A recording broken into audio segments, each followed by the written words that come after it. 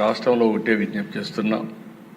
ఎవరైనా సరే ఆడబిడ్డలపైన అత్యాచారాలు చేసి తప్పించుకోవాలంటే ఈ ప్రభుత్వంలో వీలు కాదు. అదే చివరి రోజు అవుతుందని మరొకసారి హెచ్చరిస్తున్నాం. చాలా కఠినంగా చెప్తున్నాను. రాజకీయ కక్షలతో నా జీవితంలో ఎప్పుడు నేను రాజకీయం చేయలేదు, ఇప్పుడు కూడా నేను చేయను. అదే సమయంలో లా అండ్ ఆర్డర్ సమస్యలు క్రియేట్ చేసే వాళ్ళపైన మాత్రం ఈ ప్రభుత్వం సింహ స్వప్నంగా ఉంటుందని మరొకసారి హెచ్చరిస్తుంది. ఎవరైనా కావచ్చు. చరిత్ర ఒకసారి చూసుకుంటే దిశ తెలుగుదేశం పార్టీ వచ్చిందంటే లా అండ్ ఆర్డర్ సెట్ కావాలి. ఈరోజు ఎన్డీఏ ప్రభుత్వం ఉన్నాం. ఎన్డీఏ ప్రభుత్వం కూడా చాలా స్పష్టంగా ఉంది. ఎట్టి పరిస్థితుల్లో లా అండ్ ఆర్డర్ ఉపేక్షించాం, ఎవ్వరు బ్రేక్ చేసినా. అందుకే ఈరోజు మీరు చూసినప్పుడు ప్రత్యేకంగా నేను ఎన్నికలప్పుడు కూడా చెప్పాను, నేను సమస్యల్ని జరిగే లా అండ్ ఆర్డర్ కంట్రోల్ చేయగలుగుతాను, కానీ కొంతమంది గంజాయికి అలవాటు పడి డ్రగ్స్కి అలవాటు పడి అలాంటి వ్యక్తులు రాత్రి మారిపోతారంటే చాలా సమస్య ఉంటుంది, అడిక్షన్ అయిపోయి ఉంటారని చెప్పి చెప్పాను. అది ఇంకా కంటిన్యూ అయ్యే పరిస్థితి ఉంది. ఏదేమైనా అధ్యక్ష, గంజాయి పైన డ్రగ్స్ పైన ఉక్కు పాదం మోపాం, ఈగులనే ప్రత్యేక వ్యవస్థ తీసుకొచ్చాం. నేను ఈ రాష్ట్రంలో ఉండే ప్రజలందరికీ విజ్ఞప్తి చేస్తున్నా, మీ పిల్లల్ని మీ కుటుంబ సభ్యుల్ని మీరు కూడా కంట్రోల్ చేయాల్సిన అవసరం ఉంది. ఎక్కడికక్కడ మెంటరింగ్ చేయాల్సిన అవసరం ఉంది. ఎక్కడ కూడా ప్రతి ఒక్కరికి విజ్ఞప్తి చేస్తున్నా, మన స్వార్థం కోసం మనం గంజాయి పండించి ప్రజల జీవితాలతో చెలగాడడం కరెక్ట్ కాదు. అందుకే లేటెస్ట్ టెక్నాలజీస్ అన్నీ ఉపయోగిస్తున్నాం. నేను కంట్రోల్ అయిందని కానీ మంత్రి గారు ఇప్పుడు కూడా చెప్పారు మేము కంట్రోల్ చేశామని. ఇంకా పూర్తిగా కంట్రోల్ చేశామని చెప్పడం లేదు. ప్రజలు మెచ్చుకున్నప్పుడే మీరు కంట్రోల్ చేసినట్టు అవుతుంది. అంతవరకు మీ పని ఉంటుంది. ఎట్టి పరిస్థితుల్లో ఈ రాష్ట్రంలో 1 ఎకరా కూడా గంజాయి పండించడానికి వీలు లేదు. అది జరిగే వరకు నిరంతరం ఈ ప్రభుత్వం పోరాడుతుందని చెప్తుందని ఒక్క మాటలో చెప్పాలంటే గంజాయి పైన డ్రగ్స్ పైన యుద్ధం చేస్తున్నాం. ఈ యుద్ధాన్ని ఆపే పరిస్థితి ఉండదు. లేటెస్ట్ టెక్నాలజీస్ ఉపయోగిస్తాం, సెటిలైట్ ఉపయోగిస్తాం, డ్రోన్స్ ఉపయోగిస్తాం, ఇంకా ఎక్కడెక్కడ ఏజెన్సీస్ని పెట్టాలంటే అన్నీ కూడా పెడతాం. అవన్నీ పెట్టి పూర్తిగా బార్డర్లో కూడా మన రాష్ట్రానికి రాకుండా కూడా చెక్ చేసి యంత్రాంగాన్ని కూడా క్రియేట్ చేసుకుంటామని చెప్పి కూడా నేను మీకు తెలియజేస్తున్నా. ఎవరైతే గంజాయి పండించే అమాయకులు ఉన్నారు వారందరికీ ప్రత్యామ్నాయ ఉపాధి కల్పిస్తాం. వారిని కూడా రిక్వెస్ట్ చేస్తున్నాం, మీరు ఎక్కడ కూడా గంజాయి పండించద్దని కూడా వారందరికీ చెప్తున్నాను. రెండోది దిశ, ఈ విషయంలో నేను 5 సంవత్సరాలు గడిచిన ప్రభుత్వంలో చూశాను. ఒక్కసారి అసెంబ్లీలో చర్చించిన దాఖలాలు లేవు, ఒక్కసారి సమీక్ష చేసిన దాఖలాలు లేవు.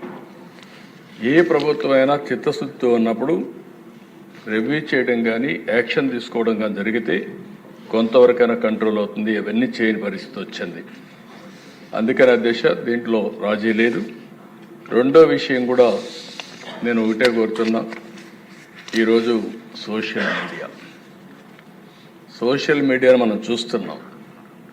విచ్చలవిడితనం వచ్చింది, క్యారెక్టర్ అసాసినేషన్ జరిగే పరిస్థితి వస్తుంది, ఆడబిడ్డలు తలెత్తుకొని తిరగలేని పరిస్థితి వస్తూ ఉంది. ఇది మంచి సాంప్రదాయం కాదు. నాకు చాలా సంతోషం, అసెంబ్లీలో బూతులు లేవు. ఇప్పుడు అసెంబ్లీ అంతా కూడా సబ్జెక్ట్స్ పైన చర్చించే పరిస్థితికి వచ్చాం. ఆ 5 సంవత్సరాలు అసెంబ్లీలో బూతులు మాట్లాడడం, బయటంతా భయంకరంగా ఉండడం, ప్రజాస్వామ్యం పూర్తిగా అపహాస్యం కాబడింది. అలాంటి అన్ని పోయే పరిస్థితికి వచ్చాయి. ఈరోజు మళ్ళీ రాష్ట్రంలో ఒకటే విజ్ఞప్తి చేస్తున్నాం, ఎవరైనా సరే ఆడబిడ్డలపైన అత్యాచారాలు చేసి తప్పించుకోవాలంటే ఈ ప్రభుత్వంలో వీలు కాదు. అదే చివరి రోజు అవుతుందని మరొకసారి హెచ్చరిస్తున్నాం. చాలా కఠినంగా చెప్తున్నా. ఇంకా కొంతమంది అక్కడక్కడ చూస్తున్నాను, ఆకతాయిలు ఉన్నారు, ఇష్టానుసారంగా ప్రవర్తిస్తున్నారు. వారందరికీ కూడా ఒక మెసేజ్ పోవాల్సిన అవసరం ఉంది. నేను ఒకప్పుడు ఒక మెసేజ్ ఇచ్చాను. ఈ రాష్ట్రంలో లా అండ్ ఆర్డర్ మెయింటైన్ చేయాలి, తీవ్రవాద సమస్య పరిష్కారం కావాలి, మత విద్వేషాలు లేని రాష్ట్రంగా మత సామరస్యాన్ని పెంచాలి. ముఠా నాయకులందరినీ ఒకటే మెసేజ్ ఇచ్చాను. తరతరాలుగా మీరు ముఠాలకు పాటుపడుతున్నారు, కుటుంబాలు లేకుండా పోయే పరిస్థితి వస్తూ ఉంది. ఇంక ఈ రాష్ట్రంలో జరగడానికి వీలు లేదని ఆ రోజు కూడా చాలా స్పష్టంగా కంట్రోల్ చేశాం. రౌడీలకు ఒక మెసేజ్ ఇచ్చాం. ఈ రాష్ట్రంలో రౌడీ అనేవాడు ఉండడానికి వీలు లేదు, ఈ రాష్ట్రం మీకు సహకరించదు, అలాంటి వాడు ఉంటే ఈ రాష్ట్రాల నుంచి పారిపోవడం బెటర్ అని చెప్పి కూడా హెచ్చరించా. ఇప్పుడు కూడా చెప్తున్నా, ఎవరైనా సరే రౌడీజం చేసి మళ్ళా తప్పించుకుంటామంటే అలాంటి వాళ్ళని ఎట్టి పరిస్థితుల్లో వదిలిపెట్టమని అసెంబ్లీ సాక్షిగా హెచ్చరిస్తున్నారని కూడా అయితే అధ్యక్ష, ఇవన్నీ జరగాలంటే ఈరోజు మనం చూస్తే కొన్ని చట్టాలు కూడా పగడ్బందీగా ఉండాల్సిన అవసరం ఉంది.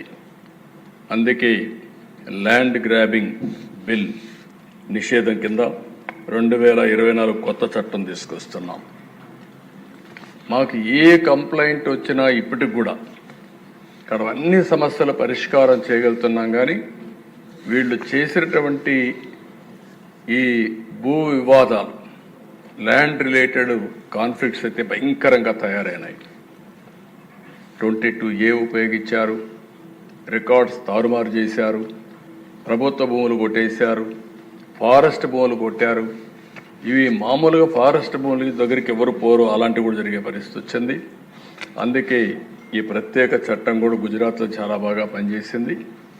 ఎవరైనా సరే ల్యాండ్ గ్రాబింగ్ చేస్తే, భూ కబ్జాలకు పాటుపడితే ప్రభుత్వం కేసు పెట్టిన తర్వాత దాన్ని ప్రూవ్ చేసుకునే బాధ్యత కూడా వాళ్ళపైనే ఉంటుంది. దాంట్లో మళ్ళీ ఏమాత్రం కూడా ఉపేక్ష లేదు. అలాంటి పగడ్బందీ చట్టాన్ని కూడా తీసుకొస్తున్నాం. ఈ చట్టం ద్వారా ఎక్కడైనా ఎవరైనా సరే భూ కబ్జా చేయాలంటే భయపడే పరిస్థితి రావాల్సిన ఉంది. అలాంటి చట్టాన్ని కూడా తీసుకొస్తామని చెప్పి కూడా నేను మీకు తెలియజేస్తున్నాను. నాకు చాలా సంతోషం, అసెంబ్లీలో బూతులు లేవు. ఇప్పుడు అసెంబ్లీ అంతా కూడా సబ్జెక్ట్స్ పైన చర్చించే పరిస్థితికి వచ్చాం. ఓ సంఘటనలు చూస్తే కొన్ని ఎగ్జాంపుల్స్ మాత్రం మనం ఆలోచిస్తే, డ్రగ్స్ విపరీతంగా రాగడం, దానిపైన తెలుగుదేశం పార్టీ ఆ రోజు ఆందోళన చేయడం, గంజాయి కూడా విపరీతంగా పెరిగిపోవడం, ఈ గంజాయి వల్ల జరిగే పరిణామాల గురించి ఆందోళనతో ఎక్కడికక్కడ డిమాండ్ చేయడం, అవన్నీ చేస్తే తిరిగి తెలుగుదేశం పార్టీ ఆఫీస్ పైన దాడి చేసే పరిస్థితికి వచ్చారు. నా చరిత్రలో ఎప్పుడు నేను చూడలేదు. ఆయన దాడేంద్ర హోమ్ మినిస్ట్రీకి ఫోన్ చేసి కంప్లైంట్ చేసి గవర్నర్కి కూడా కంప్లైంట్ చేసే పరిస్థితికి వచ్చాం. అక్కడి నుంచి నేను ఆఫీస్కి వెళ్ళాను. ఇంత దుర్మార్గంగా నా జీవితంలో ఊహించలేదు. ఒక పార్టీ కార్యాలయం అనేది ప్రజలకు సేవ చేసే ఒక పవిత్ర దేవాలయం. అలాంటి ఆఫీసుల పైన ఓసారి చిన్న చిన్న ఆఫీసుల పైన కూడా దాడి చేయరు. ఎందుకంటే ఇది ఒక సెంటిమెంట్. ప్రజాస్వామ్యంలో పార్టీ ఆఫీసులన్నిటిపైన ఎప్పుడూ దాడి జరగలేదు, అలాంటి జరిగే పరిస్థితి వచ్చింది.